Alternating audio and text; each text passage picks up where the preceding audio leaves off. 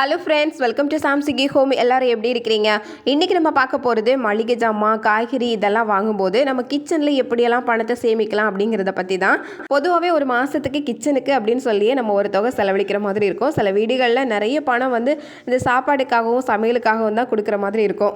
ஆனால் நம்ம கொஞ்சம் புத்திசாலித்தனமாகவும் சிக்கனமாகவும் இருந்தோம் அப்படின்னா அந்த வீண் செலவுகள் எங்கெல்லாம் போகுது, நம்ம எங்கெல்லாம் பணத்தை வீணாக்குறோம் அப்படிங்கிறத தெரிஞ்சுக்கிட்டு அந்த பணத்தை சேமிக்கிறதுக்கான வழியை கண்டுபிடிக்கலாம். இதில் வந்து ரெண்டு விஷயம். ஒன்று வந்து நம்ம எல்லாத்தையும் திருப்தியாக பயன்படுத்தின மாதிரி இருக்கும், சிக்கனமாக இருக்கிறோம், எதையுமே நம்ம வீண் பண்ணலை அப்படிங்கிறது மனசுக்கு ஒரு திருப்தியான விஷயம். அடுத்தது வந்து நம்ம அது மூலமாக நிறைய பணத்தை வந்து சேமிக்கிறோம். முதல்ல இந்த மாதத்துக்கு தேவையான பொருட்களுக்கான லிஸ்ட்டை வந்து நம்ம ரெடி பண்ணணும். அந்த லிஸ்ட்டு ரெடி பண்ணும்போது வீட்டில் என்னென்ன பொருட்கள்லாம் இருக்குது அப்படிங்கிறதையும் பார்த்து தெரிஞ்சுக்கணும். இப்போ லிஸ்ட்டு இல்லாமல் நம்ம கடைக்கு போனோம் அப்படின்னா நமக்கு நிறைய தோணும், இது வாங்கலாமா அது வாங்கலாமா அப்படின்னு தோணிட்டு இருக்கிறதெல்லாம் நம்ம வாங்கிட்டே இருப்போம். ஆனால் லிஸ்ட் இருந்தது அப்படின்னா நம்ம கவனம் முழுக்க அந்த லிஸ்ட்டில் இருக்கும். லிஸ்ட்டில் என்னென்ன இருக்குது அப்படிங்கிறத பார்த்து நம்ம அதை வந்து தேட ஆரம்பிப்போம். அதனால் கடைக்கு போகும்போது அந்த லிஸ்ட் பேப்பரோடு போனோம் அப்படின்னா நம்மளோட நிறைய பணத்தை வந்து சேவ் பண்ண முடியும். அந்த கடையில் ஆஃபர் பண்ணியிருக்கிறாங்க, ஏதாவது ஆஃபர் போட்டிருக்கிறாங்க, நியாயமான ஆஃபர், நமக்கு ரொம்ப தேவையான பொருள் அப்படின்னா அதை நம்ம வாங்கிக்கலாம். இது மூலமாக நமக்கு ஒரு மாதத்துக்கு எவ்வளோ ஆகுது அப்படிங்கிற கணக்கும் நமக்கு தெரிய வரும். அடுத்ததான் அரிசி, பருப்பு, சர்க்கரை இது எல்லாமே வந்து கொஞ்சம் நம்ம அதிகமாகவே வாங்கி வச்சுக்கலாம். பல்காக நமக்கு தேவைப்படக்கூடியது. நம்ம பருப்பெல்லாம் அதிகமாக யூஸ் பண்ணுறது தான், சர்க்கரை டெய்லியுமே யூஸ் பண்ணுறோம். இந்த அரிசியெல்லாம் நம்ம வந்து மொத்த விலை கடை அப்படின்னு இருக்கும். அந்த மொத்த விலை கடைகளில் வாங்கும்போது நமக்கு ரொம்பவே ரேட் வந்து கம்மியாக கிடைக்கும். சில்லறை கடைகளை விட மொத்தமாக வாங்குற பொருட்களை மொத்த கடையில் தான் வாங்கணும். எண்ணெய் முதற்கொண்டு நமக்கு ஒரு மாதத்துக்குமே ஒரு 2 லிட்டர் வரைக்கும் எண்ணெய் தேவைப்படும். 4-5 பேர் இருக்கிற வீட்டில் இந்த அளவுக்கு தேவைப்படும் தான். இதை ஒரு தடவை நீங்கள் இந்த மாதிரி வாங்கி பாருங்கள். எல்லா ஊர்கள்லையுமே இந்த கடை உண்டு, மொத்த கடை அப்படிங்கிறது. அந்த மாதிரி கடைகளில் இந்த பெரிய பொருட்களை வாங்கிக்கணும். அடுத்தது வெளியில் சாப்பிட்றத தவிர்க்கிறது. நம்ம வீட்டில் சாப்பிட்றதுக்கும் வெளியில் சாப்பிட்றதுக்கும் நிறைய வித்தியாசம் இருக்குது. நம்மளோட பணம் வந்து வெளியில் சாப்பிடும்போது அதிகமாக நம்ம கொடுக்குற மாதிரி இருக்கும். அதே மாதிரி தான் நம்மளோட ஆரோக்கியமும். வெளி சாப்பாடு அந்த அளவுக்கு ஆரோக்கியம் கிடையாது. நம்ம வீட்டில் அளவான எண்ணெய் ஊற்றி அளவான காய்கறிகள் போட்டு நம்ம சத்தான காய்கறிகள் செலக்ட் பண்ணி போட்டு சமையல் பண்ணுவோம். ஆனால் வெளியில் சாப்பிடும்போது நிறைய எண்ணெய் இருக்கும். நம்ம அந்த கிரேவியெல்லாம் பார்த்தாலே தெரியும், எண்ணெய் அப்படியே மிதக்க தான் செய்யும். அந்த அளவுக்கு எண்ணெய் வந்து நமக்கு தேவை கிடையாது. வெளி சாப்பாடு சாப்பிடும்போது உடம்பளவில் நமக்கு எந்த விதமான சத்துக்களுமே கிடைக்காது.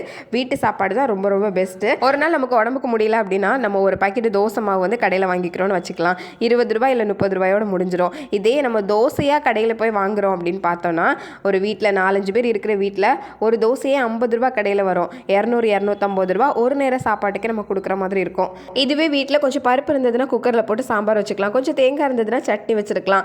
ஒரு நேரம் சாப்பாட்டுக்கு ஒரு 4 பேர் சாப்பிட்றதுக்கு 50 ரூபாயோடு முடியும்னு வைங்களேன். இதுதான் வீட்டுக்கும் ஹோட்டலுக்குள்ள வித்தியாசம். இதே நேரம் வீட்டில் சாப்பிடும்போது நமக்கு சத்தாகவும் இருக்கும். அடிக்கடி நம்ம வெளியே சாப்பிட்றத விட்டுட்டு ரொம்ப முடியாத நேரங்களில் வந்து எவ்வளோ சிம்பிளாக நம்மளால் வைக்க முடியும் அப்படிங்கிறத யோசிச்சு சிம்பிளான விஷயங்களை வந்து நம்ம செஞ்சு சாப்பிடலாம். இல்லை ரொம்பவே முடியல அப்படின்னா நம்ம கடையில் வாங்கிக்கலாம். சில நேரங்களில் வீட்டிலே சாப்பிட்டு நமக்கு போர் அடிக்கிற மாதிரி இருக்கும். அந்த மாதிரி எப்போவாது ஒரு தடவை நம்ம கடையில் வாங்கிக்கலாம். ஆனால் அடிக்கடி வாங்கிட்டு இருந்தோம் அப்படின்னா நம்ம பணமும் அதோட சேர்ந்து போகும், நம்மளோட ஆரோக்கியமும் அது கூடவே சேர்ந்து போகும். மூணாவதாக சாப்பாடை வந்து ரீசைக்கிள் பண்ணுறதுக்கான விஷயங்கள். நம்ம வந்து சாதம் மீதி ஆயிடுச்சு அப்படின்னா தண்ணி ஊற்றி பழைய சாதம் சாப்பிட்றோம். இந்த மாதிரி நம்மக்கிட்ட இதுக்கு நிறைய ஐடியா இருக்கும். இட்லி மீதமாச்சு அப்படின்னா அதை உடனே உப்புமாவாக ரெடி பண்ணுறது. சப்பாத்தி மீதி ஆயிடுச்சு அப்படின்னா சப்பாத்தியெல்லாம் கட் பண்ணி அதை ஒரு நூடுல்ஸ் சப்பாத்தி மாதிரி ரெடி பண்ணுறது. சாப்பாடு மீதி ஆயிடுச்சு அப்படின்னா நைட் அதை ஒரு ஃப்ரைட் ரைஸ் மாதிரியோ இல்லை ஏதாவது ஒரு வெரைட்டி ரைஸாக ரெடி பண்ணி அதை நைட்டுக்கு சாப்பிட்டுக்கிறது.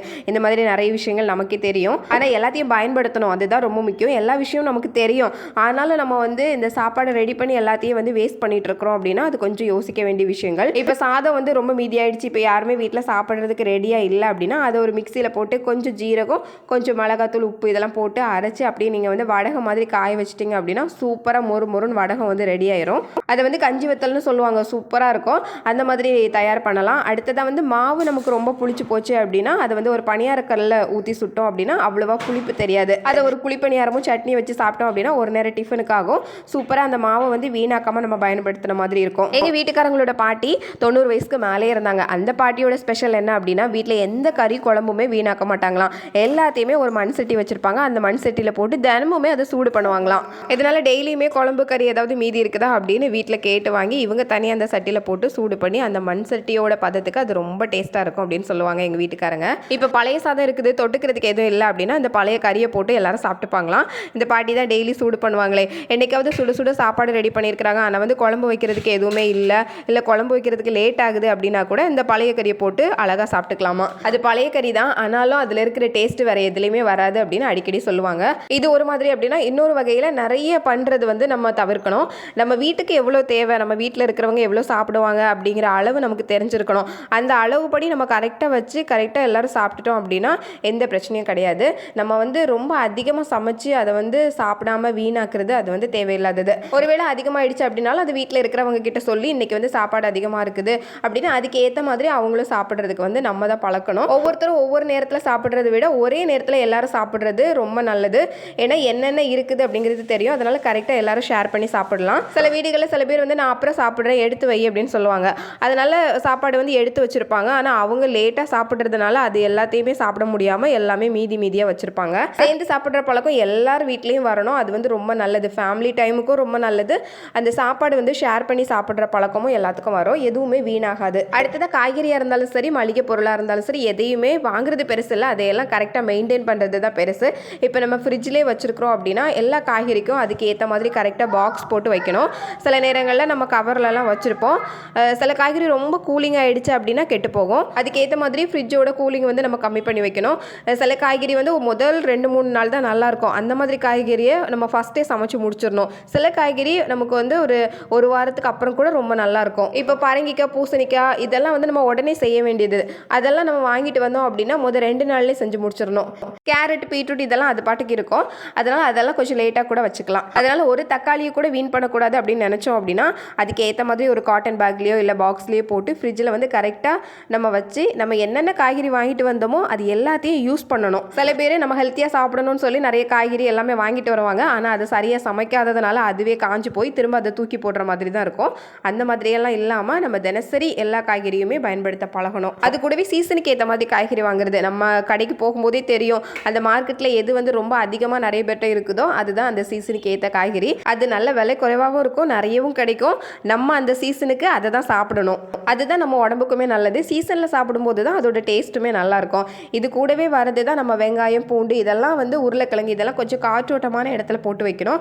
ரொம்ப வந்து வெப்பமாக இருந்தது அப்படின்னா சீக்கிரமே அதுலேருந்து முளை வர ஆரம்பிக்கும். ரொம்ப குளிராக இருந்தாலும் அதே மாதிரி தான். அதுக்கு ஏற்ற மாதிரி அதை வந்து ரொம்ப காற்றோட்டம் இருக்கிற மாதிரி இடங்களில் போட்டு வைக்கணும். அடுத்தது பிராண்டுக்கு முக்கியத்துவம் கொடுக்காம நமக்கு என்ன தேவை அப்படிங்கிறத பார்க்குறது. இப்போ டிமார்ட் மாதிரியான கடைகளுக்கு போகும்போது தெரியும் கண்டெய்னரில் நிறைய பொருட்களை வச்சுருப்பாங்க. ராகி ஆகட்டும், கோதுமை மாவு, பச்சரிசி மாவு இது எல்லாமே கண்டெய்னரில் இருக்கும். அதே மாதிரி பொருட்கள் எல்லா பொருட்களுமே பேக்கெட்லேயும் இருக்கும். பேக்கெட்டில் நேம் பிராண்டோட வரும். அது வந்து ஒரு 15 ரூபாய் எக்ஸ்ட்ரா தான் இருக்கும்.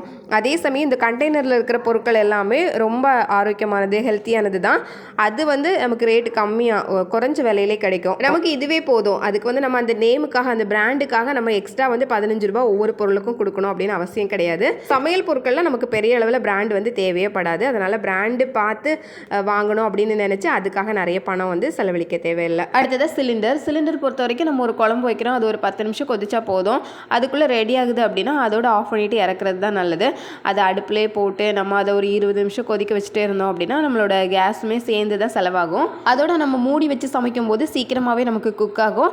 காய்கறியோ எதுவாக இருந்தாலும் அதில் இருக்கிற சத்து வந்து ஆவியாகி போகிறதையும் நம்ம தடுக்க முடியும். இண்டக்ஷன் ஸ்டவ் யூஸ் பண்ணுறதை விட நமக்கு சிலிண்டர் தான் பெஸ்ட்டு. நம்ம இண்டக்ஷன் யூஸ் பண்ணி அதுக்கு ஒரு கரண்ட் பில் கட்டுறதை விட நம்ம ஒரு சிலிண்டரே வாங்கி யூஸ் பண்ணிடலாம். அந்த அளவுக்கு கரண்ட் பில் ரொம்ப அதிகமாக வரும். நல்ல பிராண்டாக இருந்தது அப்படின்னா அந்த இண்டக்ஷன் ஸ்டவ் வந்து கொஞ்சம் கரண்ட் வந்து அதுக்கு யூஸ் பண்ணிக்கும். அப்போ கரண்ட் பில் கொஞ்சம் கம்மியாகும். நமக்கு வீட்டில் இடம் இருக்குது அப்படின்னா காய்கறி தோட்டம்லாம் நம்மளே ரெடி பண்ணலாம்.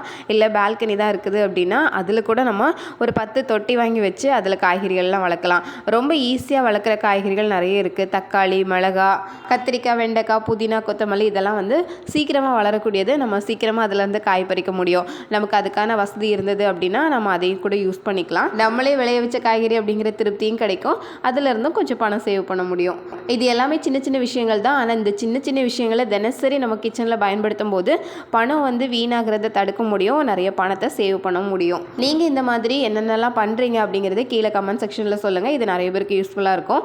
வீடியோ பிடிச்சிருந்தால் லைக் பண்ணுங்கள். மறக்காமல் சேனலை சப்ஸ்கிரைப் பண்ணிக்கோங்க.